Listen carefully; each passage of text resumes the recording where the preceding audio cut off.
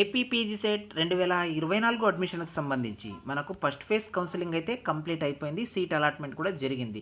So చాలామంది second phase counselling ఎప్పుడు ఉంటుందన్నా అని కామెంట్ అయితే చేస్తున్నారు.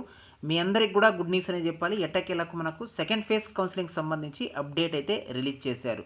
సెకండ్ ఫేజ్ కౌన్సిలింగ్ సంబంధించి మీరు ఎప్పటి నుంచి ఎప్పటి వరకు రిజిస్ట్రేషన్ చేసుకోవాలి, వెబ్ ఆప్షన్ ఏ డేట్ మధ్యలో పెట్టాలి, అలాగే మనకు సీట్ అలాట్మెంట్ ఎప్పుడు జరుగుతుంది, కాలేజ్లో ఎప్పుడు రిపోర్ట్ చేసుకోవాలనేది క్లియర్గా వీడియోలో చెప్తానమాట. వీడియోకి ఒక లైక్ చేయండి, ఛానల్ని సబ్స్క్రైబ్ అయితే చేసుకోండి. వీడియో డిస్క్రిప్షన్లో కూడా లింక్ ఇచ్చాను, అక్కడ నుంచి క్లిక్ చేసి మీరు మీ యొక్క సెకండ్ ఫేజ్ కౌన్సిలింగ్ సంబంధించి వెబ్ ఆప్షన్ కావచ్చు, రిజిస్ట్రేషన్ కూడా చేసుకోవచ్చు అనమాట. చాలామంది అడుగుతున్నారు, ఫస్ట్ ఫేజ్ కౌన్సిలింగ్లో సీట్ అలాట్మెంట్ జరిగిందన్న సెకండ్ ఫేజ్ కూడా నేను వెబ్ ఆప్షన్ పెట్టవచ్చా, కాలేజ్ నాకు నచ్చలేదు అని అడుగుతున్నారు. సో అలాంటి వాళ్ళు కూడా సెకండ్ ఫేజ్ కౌన్సిలింగ్లో మీరు పార్టిసిపేట్ అయితే చేయొచ్చు. బెటర్ దెన్ కాలేజ్ ఎక్స్పెక్ట్ చేస్తున్నటువంటి వాళ్ళు ఖచ్చితంగా వేరే కాలేజ్ కూడా మీకు సీట్ అలాట్మెంట్ అయితే జరుగుతుంది.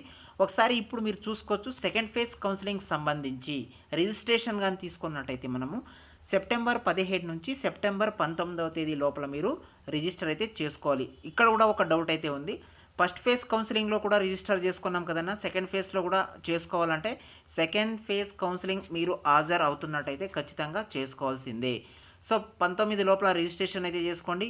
అలాగే మన డాక్యుమెంట్స్ని అప్లోడ్ చేయడానికి సెప్టెంబర్ 18 నుంచి సెప్టెంబర్ 21వ తేదీ వరకు డాక్యుమెంట్స్ని అప్లోడ్ చేసుకోవడానికి టైం అయితే ఇచ్చారు.